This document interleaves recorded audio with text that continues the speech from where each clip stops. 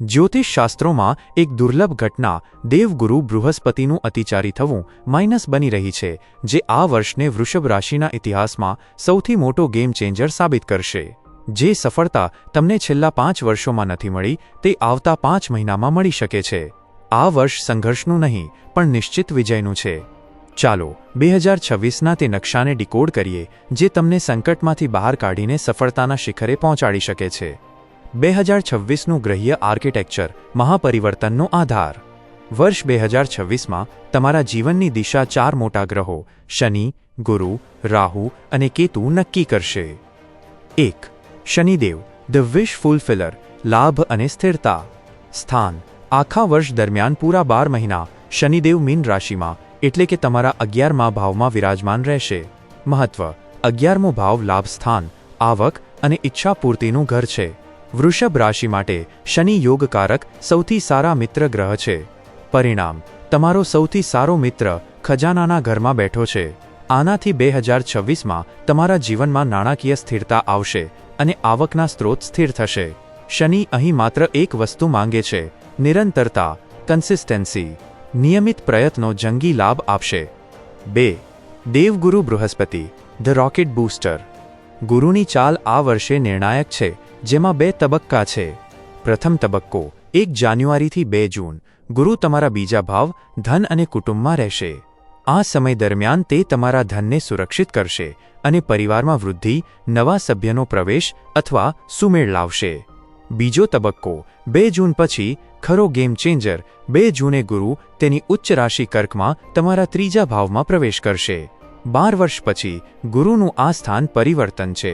ગુરુની દ્રષ્ટિ ત્રીજા ભાવમાંથી ઉચ્ચના ગુરુની દ્રષ્ટિ તમારા 7મા લગ્ન, 9મા ભાગ્ય અને 11મા લાભ ભાવ પર પડશે. જૂન પછી તમારા જીવનમાં એક રોકેટ જેવી ગતિ આવશે. ધીમા ચાલી રહેલા કામ અચાનક ઝડપ પકડશે. 3. રાહુ અને કેતુ, કરિયરની ચતુરાઈ અને સુખની કસોટી. રાહુ 10મો ભાવ. રાહુ તમારા કરિયરના ઘર 10મા ભાવમાં કુંભ રાશિમાં છે. આ રાહુ તમને કરિયરમાં ચાલાક બનાવશે. તમે હાર્ડવર્ક કરતાં સ્માર્ટવર્ક તરફ વધારે ધ્યાન આપશો, જે તમને મોટી સફળતા અપાવશે. કેતુ 4થો ભાવ. કેતુ તમારા 4થા ભાવમાં છે. આ એક ચિંતાનો વિષય છે. તે સુખમાં થોડી કમી કે ઘરમાં અશાંતિનું કારણ બની શકે છે. ઘરના લોકો સાથે સંવાદ જાળવી રાખવો જરૂરી છે. 4. વર્ષની શરૂઆતનો યોગ ધમાકો. 1 જાન્યુઆરી 2026ના ચાર્ટમાં તમારા 8મા ભાવમાં 4 ગ્રહોનો મોટો જમાવડો છે.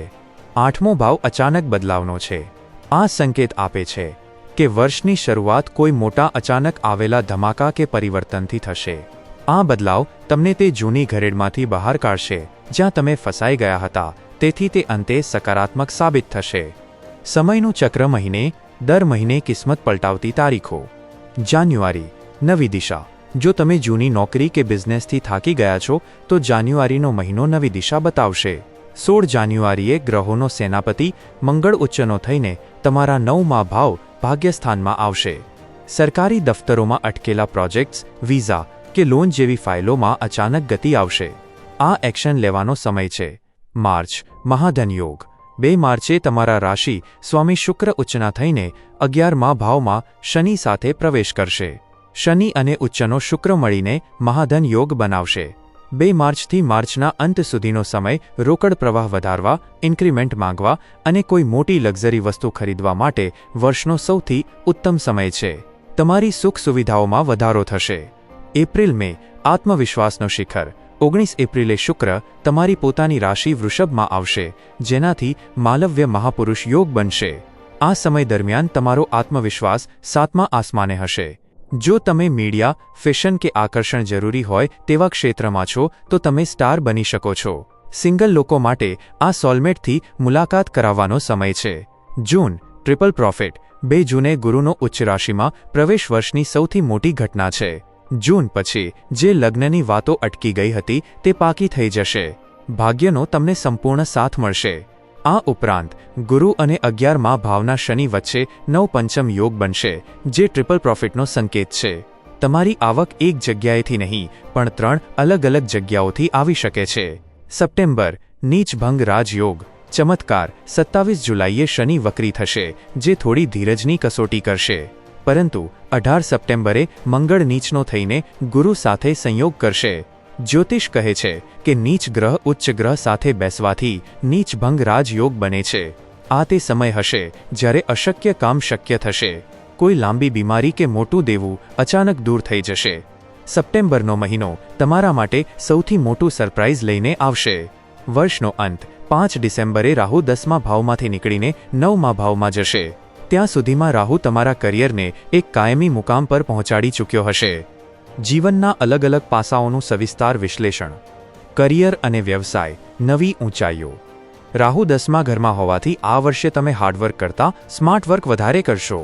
જો તમે MAC, મેન્યુફેક્ચરિંગ, બેન્કિંગ કે IT સેક્ટરમાં છો તો આ વર્ષ તમને ઘણી ઊંચાઈ આપશે. ખાસ કરીને માર્ચ અને જૂનના મહિનાઓ પ્રમોશન માટે પ્રબળ છે. જો તમે સરકારી નોકરીની તૈયારી કરી રહ્યા છો તો 16 જાન્યુઆરી પછી સારી ખબર મળી શકે છે. ચેતવણી: ઓફિસમાં તમારી યોજનાઓ ગુપ્ત રાખો. રાહુના કારણે તમારા આઈડિયા ચોરાઈ શકે છે. આર્થિક સ્થિતિ અને રોકાણ, સંચયનું વર્ષ. શનિ 11મા ભાવમાં હોવાથી નિયમિત આવક જળવાઈ રહેશે.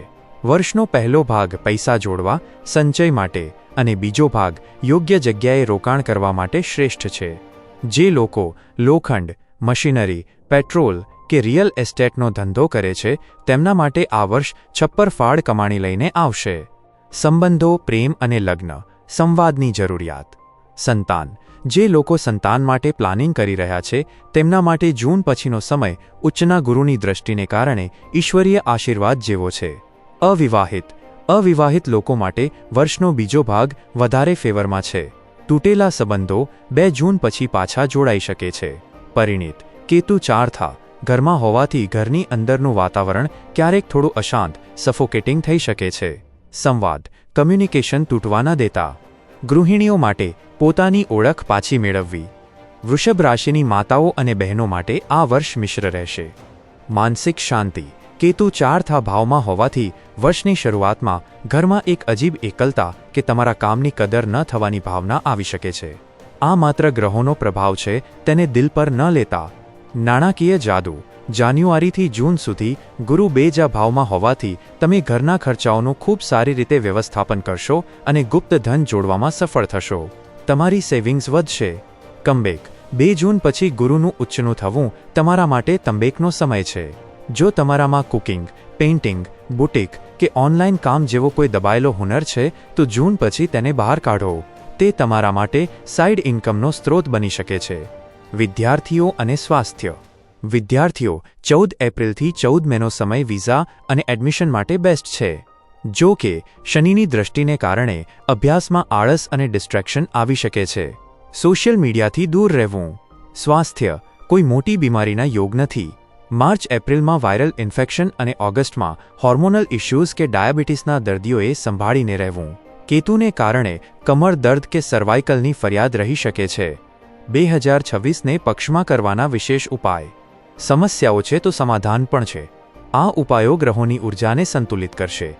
1. કેતુ શાંતિ માટે ઘરની શાંતિ. કેતુ 4થા ભાવમાં અશાંતિ પેદા કરી રહ્યો છે. ભગવાન શિવની ઉપાસના કરો.